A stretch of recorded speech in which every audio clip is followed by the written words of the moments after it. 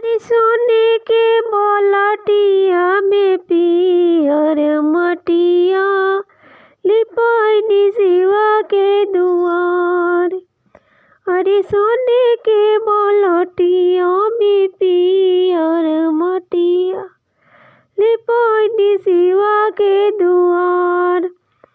अरे शिवाजी चलले अपनी बियाह करे भूतवा सजेलन बरियात।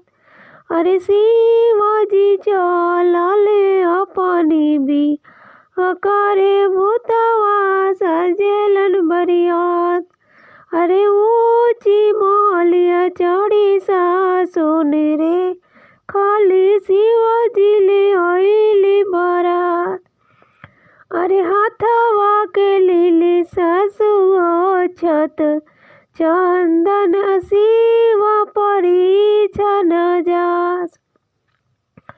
अरे हाथवा के लीली सासुआ छत चंदन शिवा परिछन जास।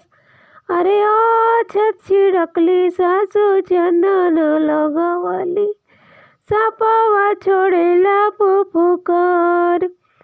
अरे छत छिड़कली सासु चंदन लगवली सापवा छोड़ेला फुफुकार। अरे कहीं बिगली डाल सासु कहीं बिगली डालियावा गौरा लई होनाली के वाण। अरे ऐसन शिव से गौरा ना बियाम मोरा गौरा रोई है कुआर।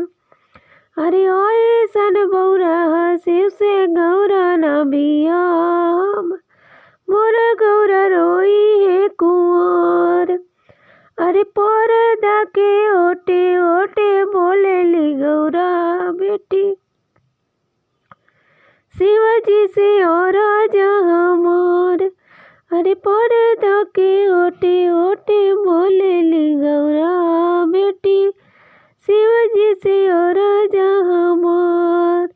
अरे तनी साए शिवजी में सावा बदलती नैहर लगे जाल डेराय।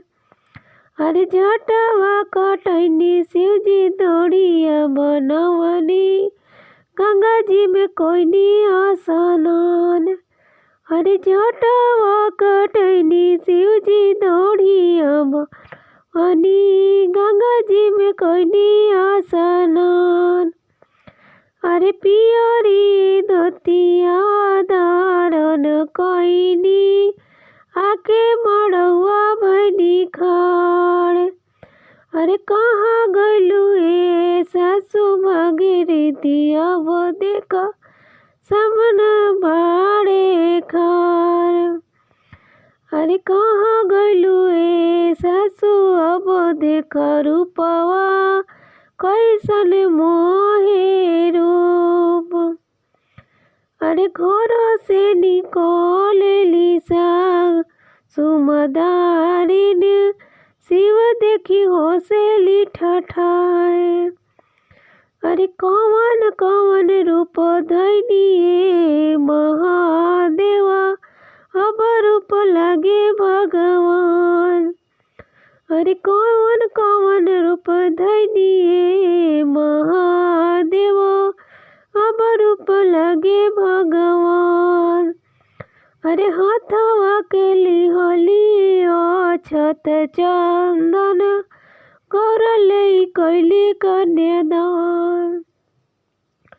अरे हाथवा के लिहली छत चंदन गौरा लई कैली कन्यादान। अरे सोने के बलटिया में अरे मोटिया लिप दीदी शंकर जी दुआर। अरे सोने के बलटिया में पियरी मोटिया लिप शिवाजी दुआर।